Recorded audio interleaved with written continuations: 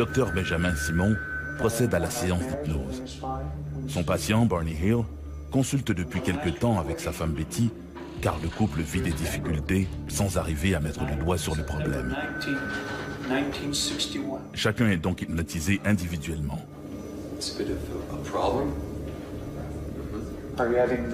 Pourtant, une fois sous hypnose, l'homme et la femme racontent le même événement terrifiant. Un enlèvement extraterrestre que le docteur Benjamin Simon a peine à croire.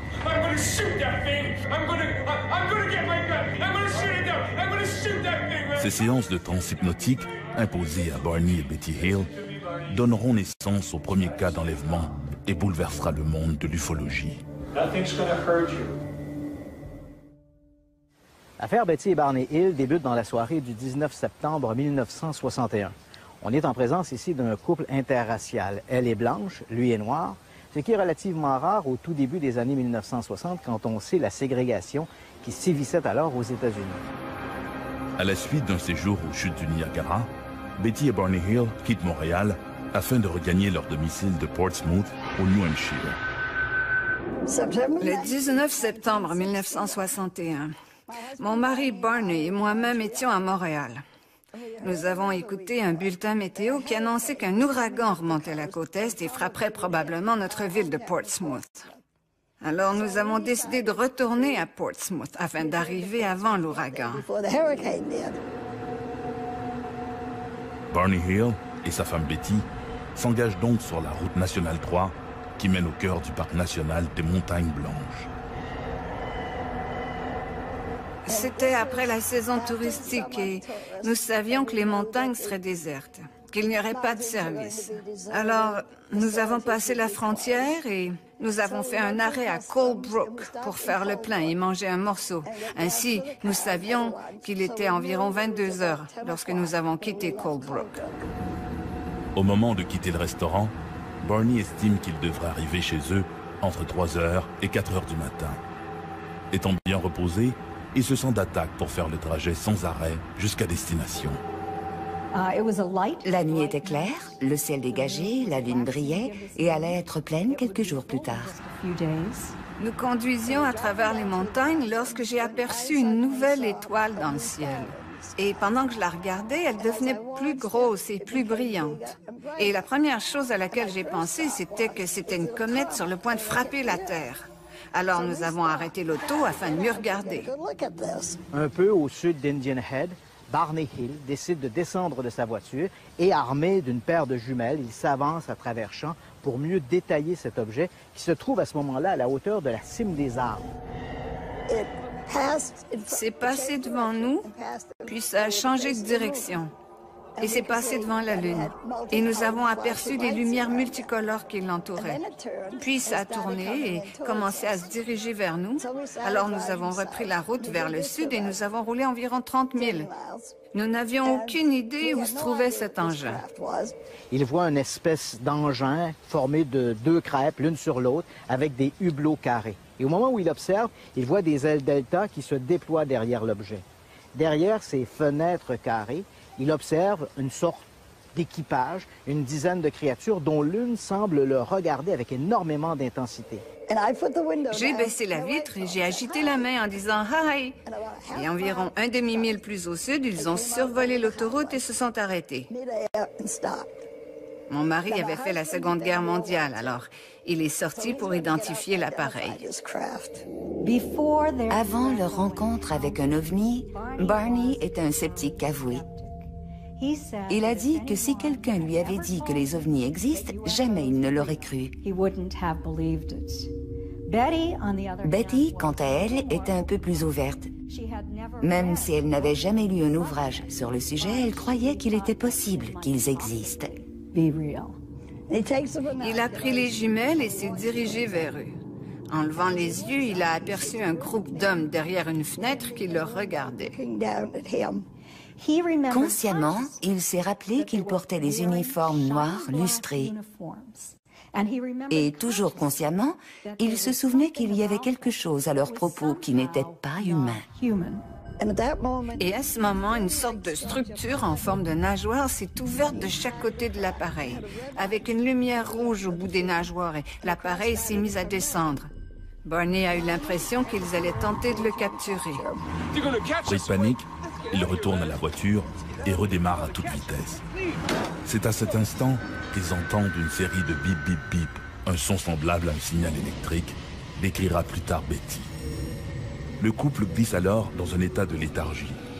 Ils ont l'impression de quitter la Nationale 3 et de s'engager sur la route 175, une voie secondaire qui serpente à travers les montagnes. Tout est flou et les images semblent déformées et imprécises.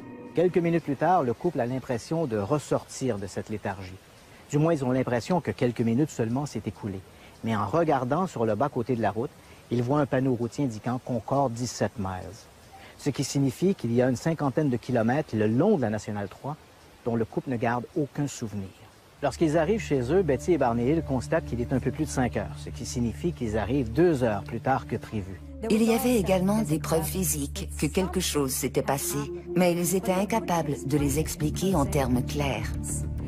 La robe de Betty était impeccable lorsqu'elle l'avait mise le matin du 19 septembre 1961, mais lorsqu'elle l'a retirée au matin du 20 septembre 1961, elle était déchirée à 3 endroits. Et Betty était incapable d'expliquer pourquoi.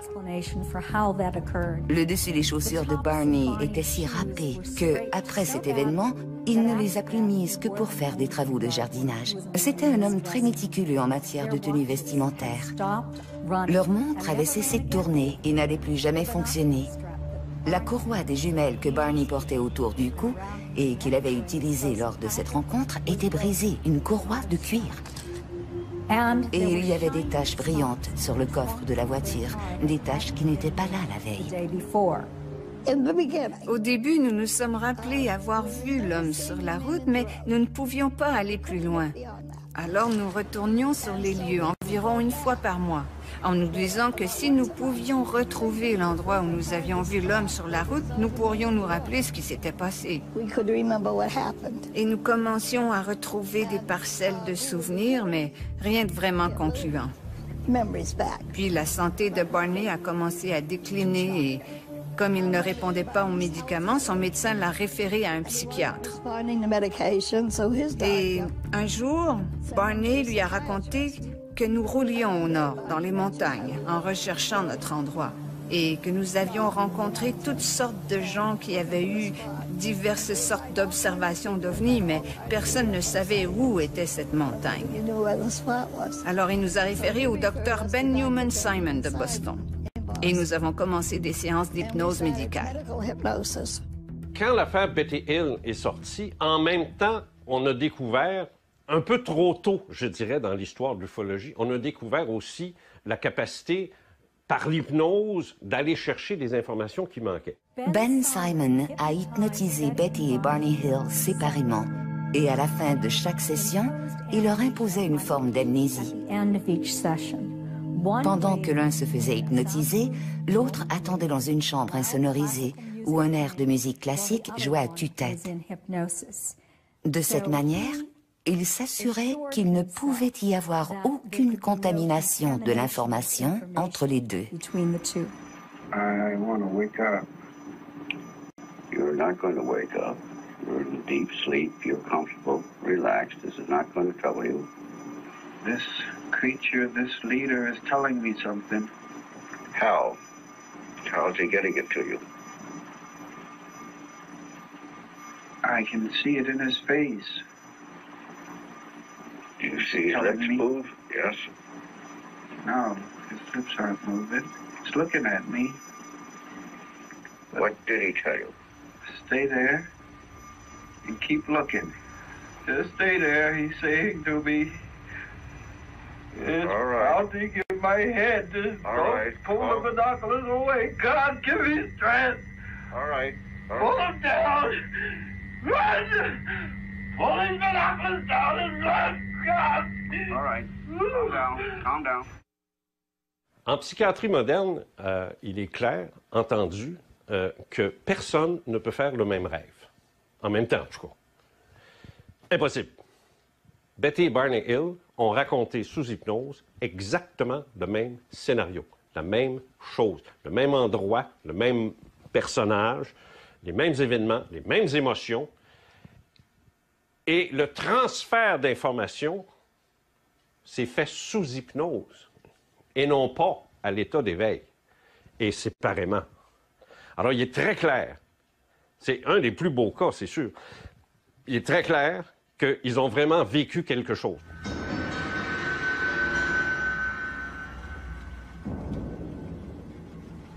Go on. And he said just a simple test of alterity. And I asked him what.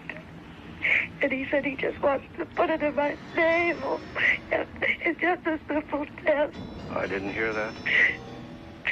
To FBI. Did they make any sexual advances to you? Nous avons vu ce que nous avons pris pour le coucher de la Lune. Puis nous avons vu un groupe d'hommes sur la route qui nous barrait le chemin. Il a arrêté la voiture et le moteur s'est étouffé. Ils se sont approchés, nous ont fait sortir de la voiture et ont emprunté un sentier dans les bois. Tout ce qu'ils voulaient faire, c'était un simple test afin de découvrir à quel point génétiquement nous étions semblables. Sitôt ce test terminé, nous pourrions repartir vers l'auto. Ces créatures mystérieuses auraient notamment fait un prélèvement de sperme sur Barney en utilisant une espèce de bol métallique. Quant à Betty, elle aurait subi un mystérieux test de grossesse, test qui consistait à introduire une longue aiguille dans son nombril. À bord du vaisseau, l'examinateur médical a sorti une très longue aiguille, du type de celle qu'on utilise aujourd'hui pour une laparoscopie ou une amniosynthèse. Et cette aiguille a été enfoncée dans l'abdomen de Betty, provoquant une douleur atroce. De fait, même sous hypnose, le souvenir lui a créé un tel traumatisme que le docteur Ben Simon a dû mettre fin prématurément à la session. À l'homme, je lui ai dit, je sais que vous n'êtes pas de cette planète. D'où venez-vous? Et il m'a montré une carte des étoiles. Personne n'a réellement examiné cette carte des étoiles autant que cette femme brillante et extraordinaire, originaire de l'Ohio, Marjorie Fishted, qui l'a étudiée durant 4 ans.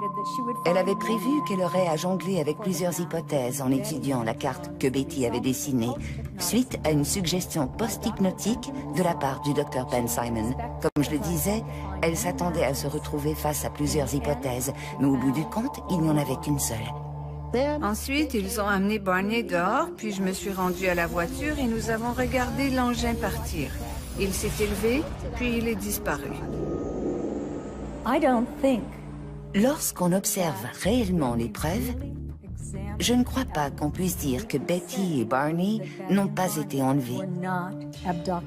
Il y a simplement trop de preuves qu'ils l'ont été.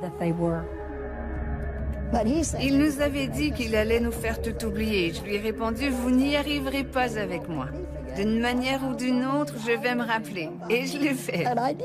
Mais si ça avait pu arriver dans les années 70, je pense que ça aurait grandement aidé l'ufologie. Là, ça s'est perdu. Parce qu'après Hills, on n'a plus entendu parler de rien.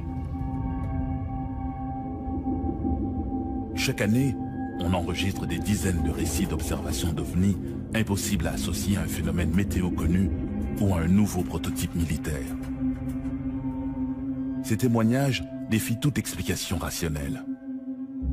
Pour ces témoins, la question est maintenant de savoir combien de mondes lointains ont déjà pris contact avec nous. Si nous avons déjà été visités, nous l'avons été par qui ?